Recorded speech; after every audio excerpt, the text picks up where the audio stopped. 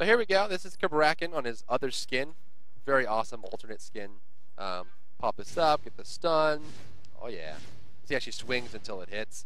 Got the cone in front, final treatment. Gonna do his little jig, and goes there.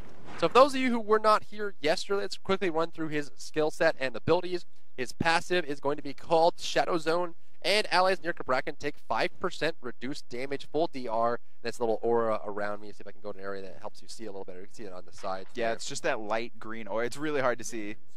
Well, you'll see it when it's actually influencing something. You see it pretty there on the side. So when the minions come out, you'll see them when they come close to me. There it is. That kind of thing. Next thing is when he activates his 1, he'll get movement speed. Separation is 1 second. Movement speed increased 35%, and it actually does damage on the next hit. So we're probably going to end up going and one-hitting the Raw here. Second ability has an active and passive element to it. First, the active is just going to be a cone in front of him. See if we can't go. There's the stun. This is the cone here. But the cool thing is that you see my passive, the little bar above me, is that when this fills up, it's actually a stun. Should we? Do it. We can let him go. It's Robot. Yeah, he's got enough punish as it goes. I still remember when Bart died to Robot. I died to Patch Robot. Notes Day. Not on Patch Notes Day, You but died to Robot? I've died to it before. I don't know if I can talk to you anymore. Not on stream. Oh, not on. Okay, fair enough. I was fair alone, and I wanted to give him something to fight for. So this, actually, once you take 5 sources of damage from anything, it could be a dot, it could be a minion, it could be a god. You'll stack up the passive here in the bottom left-hand corner. Once you get all 5, this will actually allow you to stun the cone in front of you. Let's go ahead and show it filling up in the bottom left-hand corner here. And minions do activate it as well. Yes, minions and dot. So if Jonquil hits you, all 5 of the ticks will actually drop it. That's actually going to stun there. Let this tick up again. There it is. That's a stun. And it's a 1 second stun at all ranks too. Yes. Always that 1 second there. Same thing for the 1. Third ability is his ground pound. He just kind of sits there. It actually will slightly pull people in, doing damage to them over time. It's a damage source every half second, so doing a decent amount there and slowing them down. This is actually something that will go on forever. What it does is it drains your mana. And so if you have enough mana, you can just kind of let it go forever, as of course I have God mode on right now, so I can kind of channel this as much as I want. And of course the ultimate creates a wall.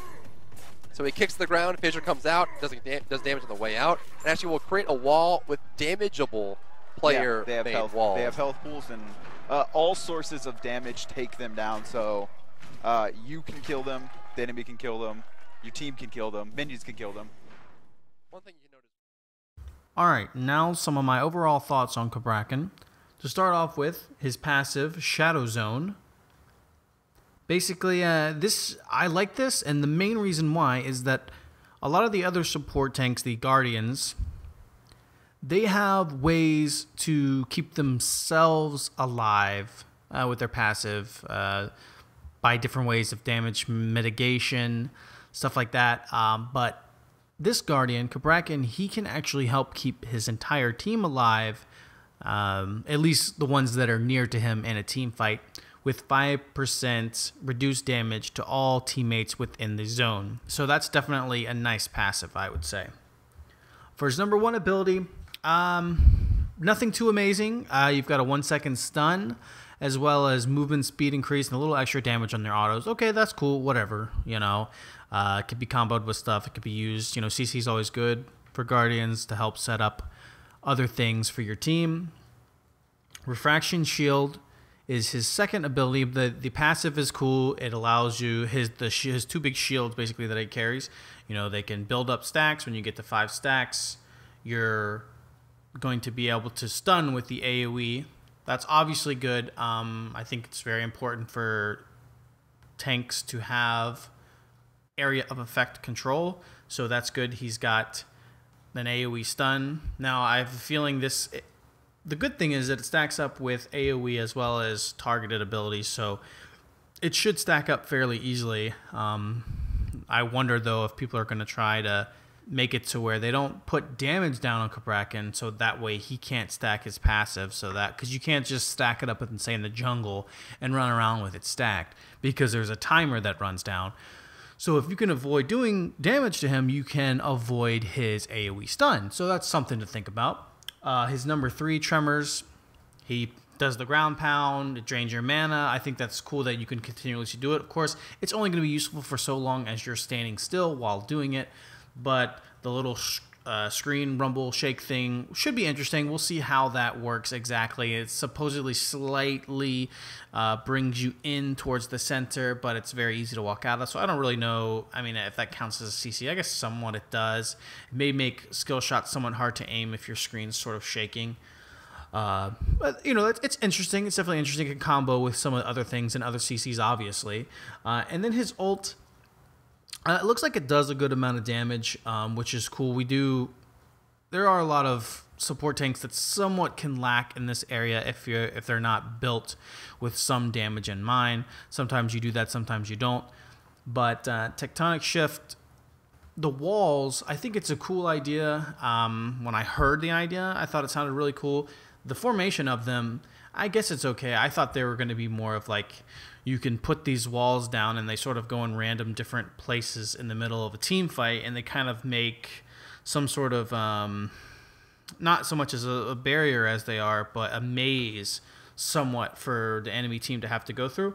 But they don't do that. They kind of go into a half circle, which is cool too. You can set up things with it. You could use it like to troll the enemy team, like a Ymir wall does. If they're trying to get away, if they're trying to chase, you can do that. Or otherwise trap them kind of in the semicircle and then start doing your tremors, and then they're kind of disoriented. Meanwhile, hopefully your team's there cleaning them up. But overall, I like the way that all of his abilities can be used in a support type of fashion in a team fight, whether it could be the AoE protections from his passive. You've got 2 different stuns, a little bit of damage that he's going to be putting out, the screen effect thing from the Tremors. We'll see, like I said, how that works, plus the big giant wall that could potentially be bad or good. It could be the same thing as Ymir's wall, it could be the same thing as Thor's wall, it could be the same thing as trapping someone in your as Odin accidentally. So I could see it going both ways.